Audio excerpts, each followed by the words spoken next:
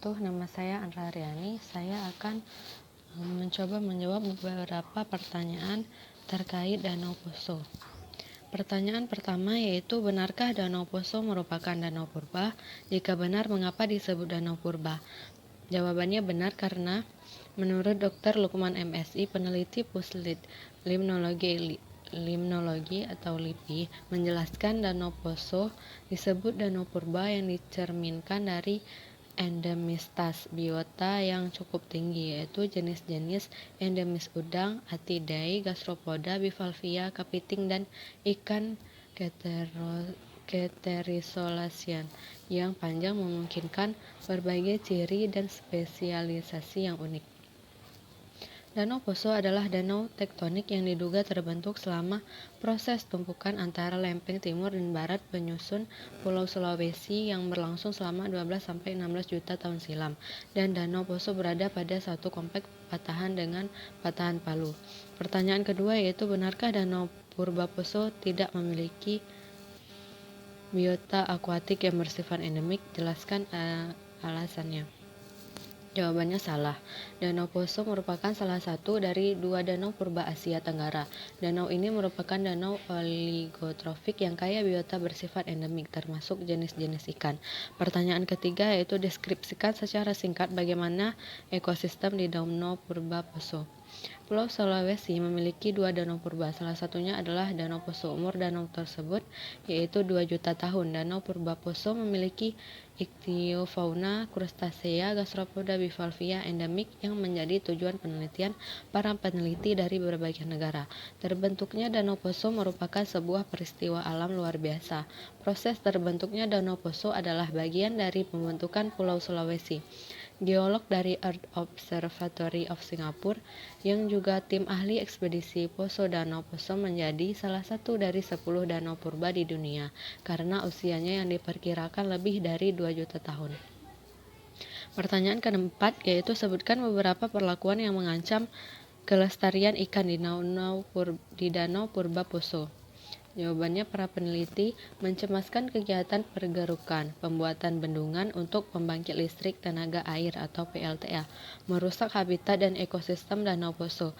Pergerukan dan perubahan wilayah transisi perairan daratan menjadi sawah dan lahan kering dikhawatirkan merusak habitat Danau Poso. Hal itu bisa mengancam kelestarian biota endemik di danau terluas ketiga di Indonesia. Dr. Lukman dari Pusat Penelitian Biologi Lembaga Ilmu Pengetahuan Indonesia atau LIPI, pergerukan outlet atau aliran sungai dari danau ke laut untuk PLTA dikhawatirkan akan menyebabkan penyurutan luas wilayah litoral yang kaya hewan akuatik, plankton, dan berbagai hewan lainnya, padahal wilayah itu berfungsi sebagai tempat ikan mencari makan.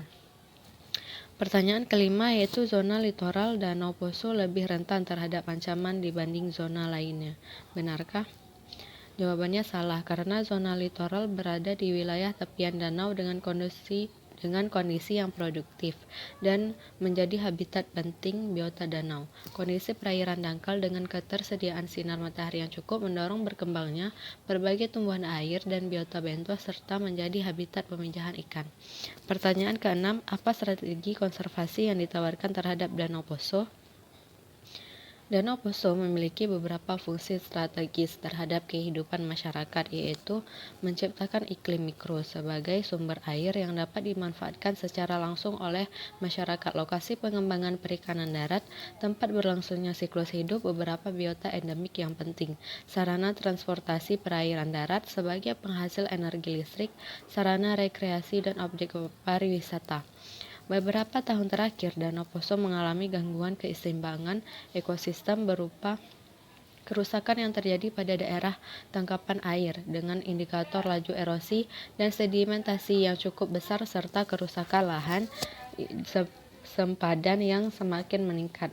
Penurunan kualitas air danau sebagai akibat pencemaran air oleh limbah rumah tangga, pertanian, dan industri, dan terancamnya kelestarian ikan sebagai biota endemik perairan Danau Poso. Upaya penanggulangan gangguan keseimbangan ekosistem dapat dilakukan melalui penyelamatan ekosistem DTA dan daerah aliran sungai, pengendalian pencemaran, pemantauan, dan evaluasi kualitas air danau secara berkala, konservasi sumber daya dan keanekaragaman hayati pada ekosistem danau, pengaturan pengelolaan terhadap pemanfaatan sumber daya air danau, dan peningkatan peran dan partisipasi masyarakat dalam penyelamatan ekosistem danau. Sekian jawaban dari saya. Saya ucapkan terima kasih. Wassalamualaikum warahmatullahi wabarakatuh.